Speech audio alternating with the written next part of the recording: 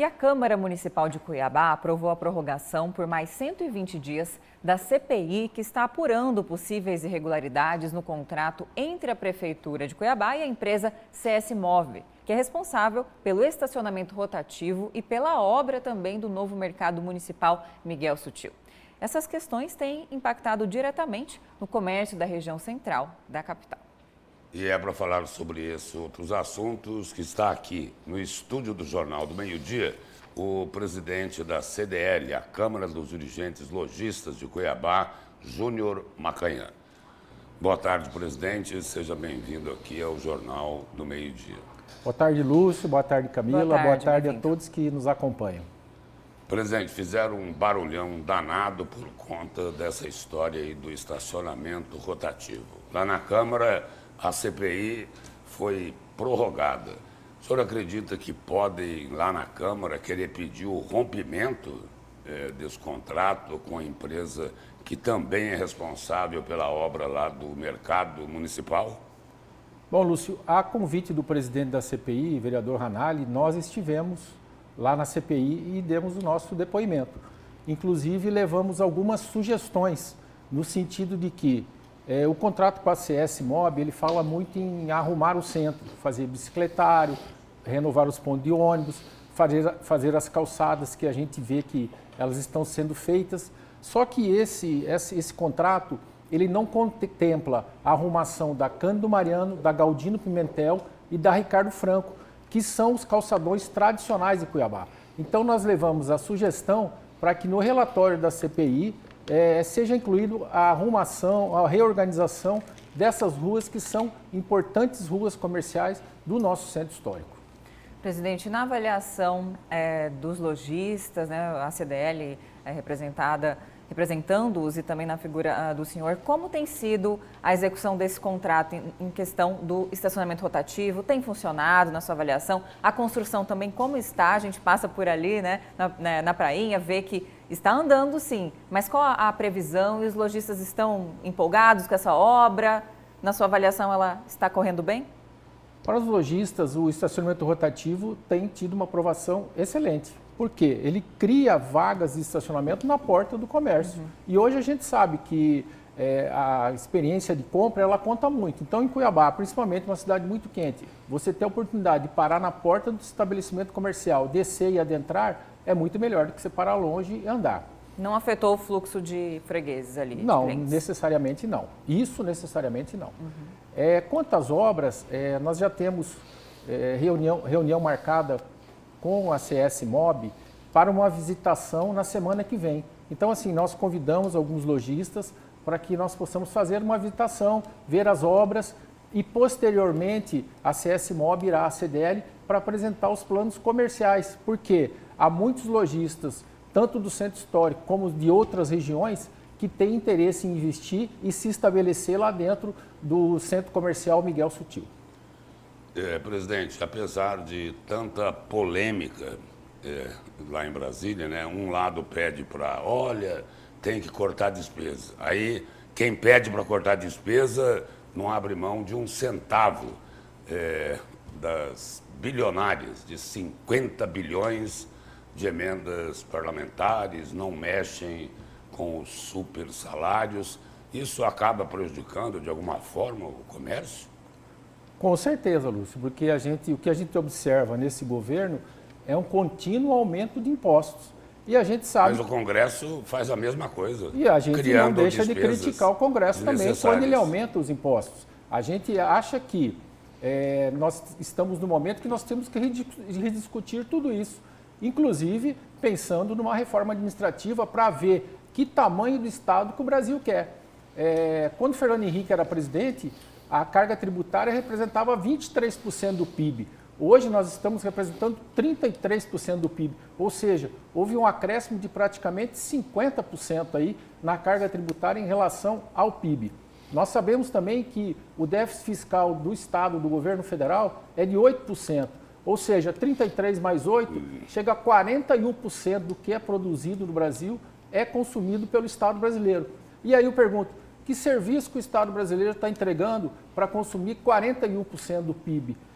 Dados do Instituto Brasileiro de de planejamento tributário nos mostram que nós somos o 30º país em retorno dos impostos para o seu cidadão. Então, assim, nós temos muito que melhorar a gestão pública, a educação, a saúde e a segurança. Porque dinheiro há, o que está faltando no momento, infelizmente, é gestão. E na visão da CDL, por exemplo, aumento de impostos em relação ao IOF em especial, que é o Imposto sobre Operações Financeiras, como que isso acaba desencadeando um aumento em todos os produtos, em toda a cadeia produtiva e atingindo, né, o bolso do consumidor, por exemplo? Camila, os empréstimos, o crediário, os cartões de crédito, tudo isso vai ter aumento nas parcelas. Consequentemente, o comerciante, até de uma forma de se defender, vai repassar isso para os preços. Repassando para os preços, haverá aumento de inflação. E aí vem o Banco Central, eleva a taxa de juros, como a gente viu semana passada, uma Selic de 15%, que é a taxa mais alta dos últimos 20 anos, e assim, elevando o juro. E já botou lá no relatório. A segunda mais alta do planeta. Do mundo. Só perde para a Turquia. A segunda mais alta do mundo. E assim, colocou no relatório que essa taxa de juro elevada deve se prorrogar. Quem que em sã consciência vai fazer investimentos com a taxa de juros desse tamanho? Então isso acaba no curto prazo, no médio prazo, prejudicando emprego, prejudicando renda, prejudicando na realidade os mais pobres que esse governo justamente fala que quer proteger.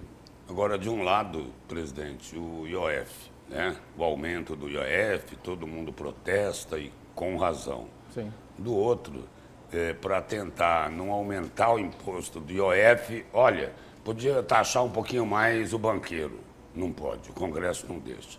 Podia taxar um pouquinho mais não. Podia cobrar um pouquinho de imposto na letra de crédito do agronegócio que não paga um centavo. Mas o Congresso também não deixa. Ou seja, o Congresso, o governo federal não faz a parte dele. E o Congresso, a preferência dele, a prioridade é defender o andar de cima. Parece que é isso, eu não diria dessa forma, Lúcio, porque assim, países como a Argentina, quando tentaram taxar as grandes fortunas, países como a França, que tentou taxar as grandes fortunas, o que aconteceu? Hoje o dinheiro é volátil, ele está no celular. Na Argentina migrou para o Uruguai, na França migrou para Luxemburgo. Então, assim, o que a gente precisa, na realidade... Chamada fuga de capital, né? A fuga de capital, ele foge. O que nós fizemos aqui foi a reforma tributária do consumo. Nós precisamos também fazer agora reforma tributária da renda. Mas, para isso, a gente precisa discutir no Congresso, precisa ouvir as pessoas. Não dá para o governo, via decreto, simplesmente chegar e aumentar os impostos. O Congresso está lá, a sociedade é organizada, são várias as entidades. O que nós precisamos, na realidade, é discutir o país que nós queremos.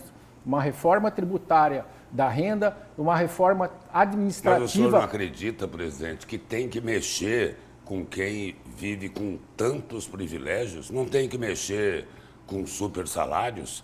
Não vão mexer com empreiteiras? Não vão mexer com banqueiros? Ou seja, tem que castigar só o trabalhador. Por exemplo, a isenção de R$5.000 do imposto de renda não aprovaram até hoje. Essa eu já estive aqui e, inclusive, nós defendemos a isenção do imposto até R$5.000 e pedimos o seguinte, que ela seja baseada em salário mínimo.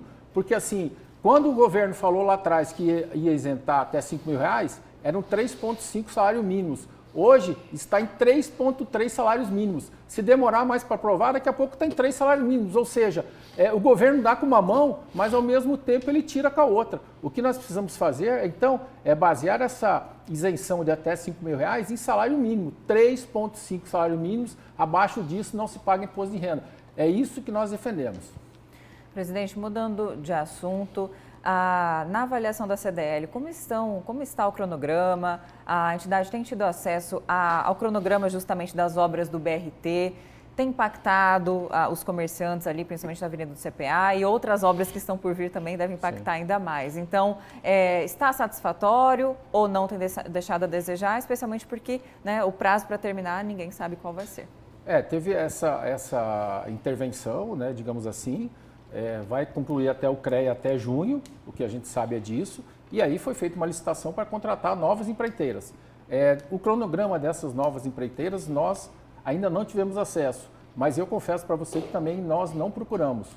até uma boa sugestão. Saindo daqui, nós vamos procurar a Secretaria de Transporte, até para que a gente tenha acesso a esse cronograma, porque assim, ele é muito importante, impacta demais a cidade, os comerciantes da região. Sondagem que a gente fez em janeiro, 36% tiveram queda nas vendas, 20% demitiram. E a gente acredita que o comércio, depois de fechado, dificilmente reabre e a pessoa faz tudo para não fechar, né? Faz todos os sacrifícios possíveis e pós-fechado não há abertura. O que nós estamos ainda esperando e confiamos que o governador Mauro Mendes faça via Desenvolve MT um empréstimo com recursos para que subsidiados a longo prazo, com a carência grande, para que essas pessoas consigam passar por essas obras sem que haja mais prejuízo ainda do que já tiveram com a obra do BRT. E as pessoas que deixaram de frequentar esses lugares, Camila, não é porque a obra vai ficar pronta que elas vão voltar. As pessoas vão criando novos hábitos de consumo. Então, assim, nós precisamos de um empréstimo subsidiado, precisamos de carência para pagamento para que essas empresas consigam voltar aos padrões de faturamento normal de quando não havia essa obra do BRT na Avenida do CPA. E é bom checar esse novo cronograma, não é, presidente? Porque o cronograma anterior era de que o BRT ia ser concluído em outubro do ano passado. E aí deu no que deu, né? 2 anos depois não tinha nem 20% da obra concluída. A gente espera que aconteça a obra, né? Porque assim, a gente entende que é uma obra importante para a mobilidade da cidade, Lúcio, mas eu vejo assim, o BRT, quando foi feito o projeto, o VLT lá atrás, ele foi até antes da entrada do Uber no Brasil. As coisas estão mudando de forma tão rápida que eu acho que hoje Cuiabá precisa de um planejamento urbanístico, de um planejamento de mobilidade bastante diferente. Nós precisamos traçar novas avenidas, novas ruas. A última avenida que foi feita aqui foi a do Córrego do Barbado, que a gente entra lá e já está toda entupida. Então, assim, Cuiabá precisa desse planejamento de mobilidade urbana, além do transporte coletivo. Nós precisamos avançar nisso, com novas avenidas, novas ruas, abrindo os novos canais, né, de trânsito. Presidente, obrigado pela presença e pelas informações aqui no Jornal do Meio-Dia. Eu que agradeço e estamos sempre à disposição na CDL Cuiabá. Obrigada e uma boa tarde.